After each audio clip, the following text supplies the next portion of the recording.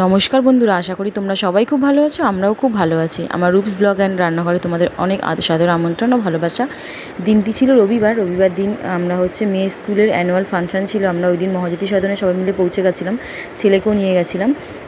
তাই ওখানে দেখতেই পাচ্ছ মুকুল বন্ধুরা, মানে মেয়ে স্কুলের নাম মুকুলবীথি। ওখানে স্কুলের স্টুডেন্টদেরকে সব মাসিমারা, ওই টিচারদেরকে মাসিমা বলা হয় সবাই। আর ওদেরকে মুকুল বন্ধু বলে। তো মুকুল বন্ধুরা এত সুন্দর, ছোটো ছোটো মুকুল বন্ধুরা ওরা এত সুন্দর পারফরমেন্স করেছিল, দেখে সত্যি মুগ্ধ হয়ে গেছিলাম। আর খুব ভালো লেগেছিলো। আমি এই প্রথম বছর গেছিলাম ওখানে, আমার খুব ভালো লেগেছিলো।